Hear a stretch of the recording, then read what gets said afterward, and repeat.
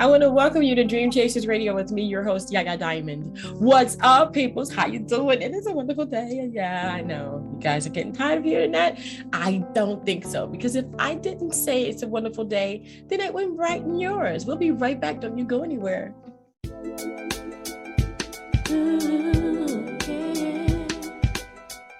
Welcome back to the show. Okay, so we have an amazing author today here. We're going to be talking about a couple of different things. But before that, please don't forget to subscribe, like, comment, and also go ahead and follow my guests once you know where they are. But you got to stay to the end to find out. And we do have a wonderful author on the show today. I want to welcome Quinton Crawford to the show. Welcome. Yes, welcome. Just thank you for having me on. I'm way over in California. Wow, you're in California? Yes, I'm Awesome. Nearby San Francisco. Oh, wow. Oh, wow. So tell me, how did you know you wanted to be an author? The first thing I was on my 40th birthday, 10 years ago now. Okay. Oof. Wow. Shh. I know. I was thinking about what I did several years before with my essays from my bachelor's degree program. And I remember getting standing applause by my peers in the class when I had to do a presentation, more than some of the other students in the class. And I figured, why let all these essays that I did go to waste? Right. Sit in my computer or on a disk or whatever somewhere, whatever I had it on way back then. So there's different technology back then. Why let them collect dust? Because I did such good work. And I was really surprised how well my essays were received by the others, including my professor. Kind of accolades, as I can say. So I figured on my birthday, way back then, to put everything together and make a book out of it. So I did, and that was my first book was called Knowledge for Tomorrow. And I know I don't have an image of that book with you, but I know it's on my website. Okay. oneglobalbook.com is the name of that website. Got a few sales at Barnes and Noble, and at the time, Borders. Right, remembers Borders. Yeah, it used to exist, and there's one other bookstore. I forgot the name of it, but had a long name. And I got some sales in each of those bookstores, and Amazon was just basically beginning to come into fruition, in a sense, back then compared to now. And my book was posted there, and I got a few sales through the Amazon way back then. But kind of coasted from there with writing. And I went to, I got a job to be a teacher trainer in Ghana. Everybody knows where Ghana is, I hope. Yeah, I hope. It's in West Africa. Yes. I got a position over there through an organization called IFESH, International, I forgot the total, and the International Foundation for Education and Self-Help. Okay. I gave them a lot of praise for helping me become who I am, especially the African peoples themselves when I was over there. And I was thinking about how each gender, mainly at the time, was learning.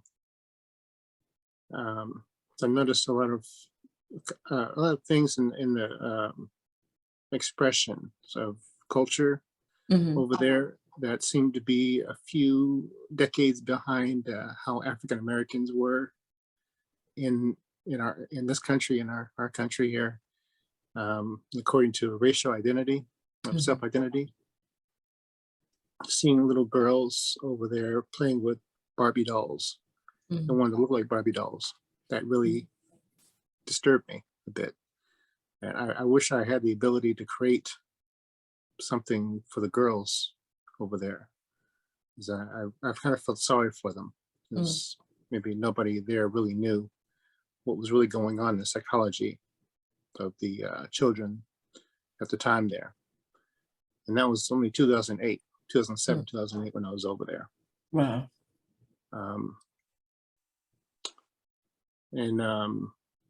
Coming back to California, my eyes opened up a little bit about education, and noticing as I looked into world history books. I was a substitute teacher at the time, looking at world history books at each grade level, or history books, or history information, whether it be down in the third grade, fourth, fifth, sixth, and on up to high school, and remembering a bit of college, how history was being taught. Noticing that most world history was focusing on men killing, destroying, or conquering others. I know I didn't like that. Yeah. My mind just laser focused on that. I think I gotta do something. And kind of figured the easiest way for me to do something is to do a children's book. Right. And I was just walking through the kitchen one day and the name just popped in my head. Muchi the Suchi. This is the Peace People. Wow. It's a big title. Yeah. And well, I figured the story should have a representative, a girl from somewhere. I couldn't figure out from where, what culture. So I figured, forget Earth. Make the girl from somewhere else. So I decided somewhere along the line in my creative process to reach out to get someone to draw a character from some other world, a girl. And I had the girl come to Earth in, let's say, the present time. Look, and she saw things that seemed to be wrong with humanity. So she decides, since she has the ability to go back in time, she goes back to ancient Africa, the earliest civilizations that she can find. She goes to Kush and the Nubia area of Africa. Anybody knows that's Northern Africa, nearby where Egypt is, Sudan and such. She goes back there, and to a certain point, she meets people, or some people in that time frame. I didn't want to make the book super big because it's a children's book.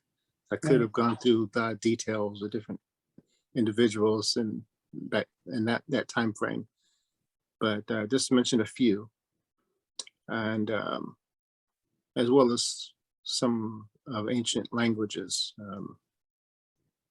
I just slipped back a little bit on the book. I also noticed things about languages. This country only generally has one or two languages being taught to the children. And we have the ability to learn at least 3 or 4 languages, Right. as we're growing up, and speak them fluently by the time we're 13. Right. And most children around the world do that. Mm-hmm. Except Yeah. for one's right here. which I Yeah. found embarrassing as I've traveled. Yeah. So go back to the her travels. The Muchi is the name of the character, and she notices a war beginning. The ancient, well, we call them Arabs now, but I forgot the title they called themselves back then. Coming into Africa to attack, take over, and one of the beginning legacies of some of humanity, as we can call it. Call it that. So she leaves. She's just about to leave that point of time and place in humanity, and says she'll return when there's peace again. She leaves that statement everywhere she goes. And she goes to, I believe it was ancient Mexico, before the Spaniards came and tried to take over the native peoples of the Americas, or beginning to anyways.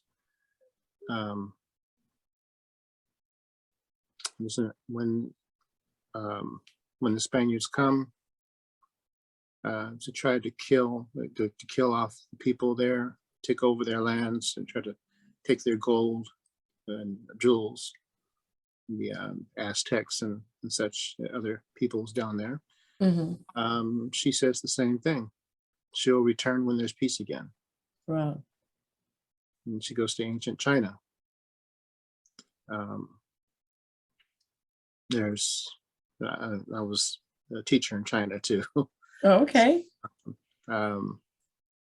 She decides to go there, and as some of the people there began to make war amongst themselves, the Genghis Khan time frame, for the true unification of China, because it was divided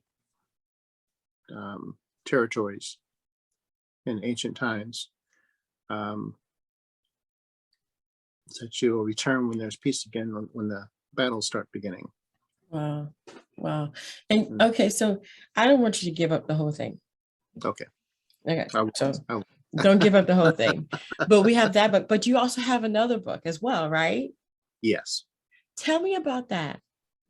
Okay. My third book that I've created is called The Global Situation. And I know I sent you an image of that book. Right. So yes. I would pick it up right now, but it's kind of too far away from me. That's okay. We got the image. Okay. I have been very concerned about our world, the damage that humanity is doing. See the polar caps melting. Yeah. Ocean levels are rising.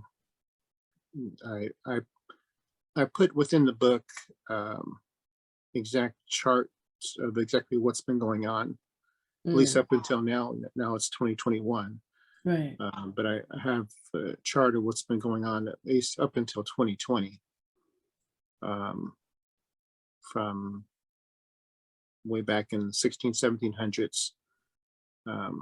Scientists have discovered about the oxygen levels of our planet here, which is now dropping, which should scare folks.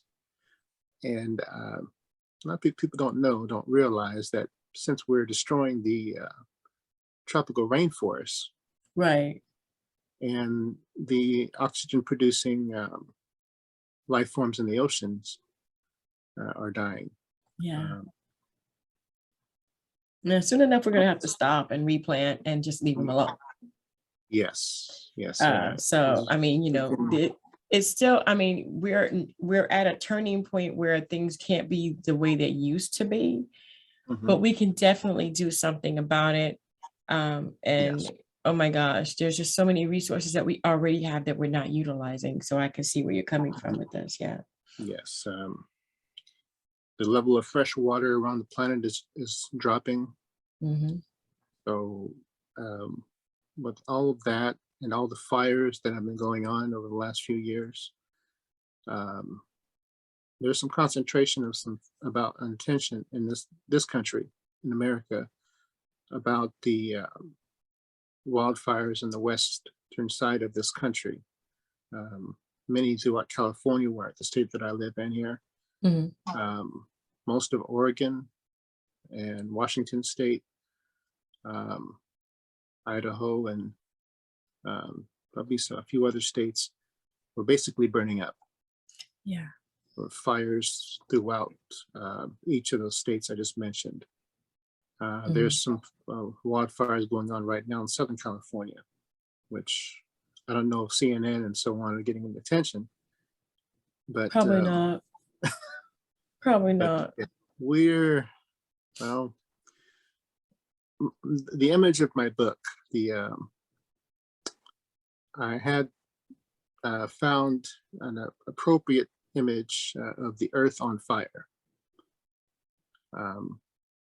which essentially is somewhat accurate since we are heating up for more than one reason. One of them is natural and the others are not. Right. And I've got those detailed for people to hopefully understand. And try to quote different individuals that have been leading the charge, such as Al Gore, who's one of our former vice presidents, which I would have preferred him to be president a decade or so ago than George Bush. But I'm not trying to show my politics, but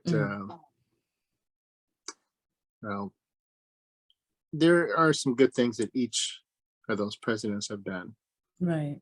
And I have had to look into politicians in various countries, including our own. The former president was not very good for us. Right. Obviously. Pretty much to me, he's a joke. But I don't want to make anybody upset. You know, I am not political here. You know, I believe that if you can do the job, do it. If you can't, get out. Yeah. And so that's my policy. Realize that. I'm not a Republican. I'm not a Democrat. I am all pro job. Do the job. Yep. Do the job. Just do it. Do it right. Don't do it right. Don't cause. Exactly. Don't put us any closer to nuclear war. We don't need it. Exactly. Yeah, right. Just do your job. Keep us safe. Keep things within the country. Keep. You know. Let's work on the issues. Let's work on the issues. That's me. Yeah. Definitely. So there's no politics over here at all. Sorry. Yeah. Some people might be disappointed, but okay. Just reality. Yeah. Yeah. Definitely. Yep. Wow. The global situation and helped inspire me to reach out to environmental organizations as well, as I've gone through my research. I'm a member of the Sierra Club, and due to a tragedy of the death of one of the was recognize him now. He just passed away a few days ago. A man named Randy McDonald, where he decided to put me second in charge a few months ago. And I just found out through a tragedy of a surgery gone wrong, I believe, that he didn't make it. Oh, so sorry. Yeah. Wow. Yeah, well, I do have to put some praise out to him and thank him for what he's done so far. He's created a side organization within the Sierra Club called the Climate Protectors. And I placed mention of climate protectors within the book. Okay. essentially, Sierra Club is more so a national organization. And Climate Protectors is more so international. Gotcha. It's been somewhat of a committee so far, but spreading it out to a real organization. A way people to take action, Right. or helping our world. I'm worried about the children. So it's their world after we're gone. Yeah. And And so on and so forth. Yes. I don't know how long I'm going to live, but I'm going to leave a legacy. This planet is my legacy. Wow. Wow. So we have those two books, and they're all about, reaching out and communicating with each other and trying to bring light to certain situations. I think that they're on the right track. Wow.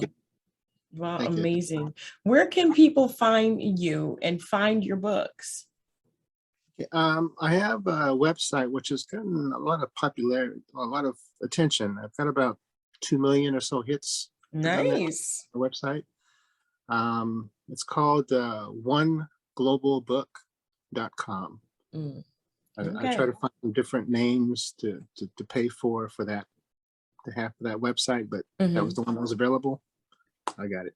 Hey, I hear that. Oh man, thank you so much for being on the show. And I'm going to go ahead and put all that information in the description box below so you guys can grab that and go straight there. And are you on like Instagram or Facebook or anything like that? Yes, I'm on Instagram, Facebook. What ones I really use right now? Okay. Yeah, those two. That's good. Those are the two popular ones. Most definitely Instagram and Facebook are really great to have. And so we can find you basically. Oh, yes. Oh, yes. Great. So that's good. That's good. So Google, I just type my name in Google, I'll pop up. All right. Wonderful. Mr. Crawford, thank you so much for being on the show. I appreciate it. Oh, thank you. Thank you. And thank you for writing those books. I mean, we do have to bring light to the situations at hand. Yes. Especially those of us of color, we better pay attention because this is our world too. Yeah. Definitely. Definitely. Well, thank you. Oh, you're welcome. Thank you. And thank you guys so much for tuning in. Don't forget to go to Mr. Crawford's website. We'll have all that information in the description box below so that you guys can go there and follow, like, comment, subscribe, contact, all that. Do everything. I mean, everything. Just do it all. And until next time, guys, don't forget to dare to be different. Bye. Bye-bye.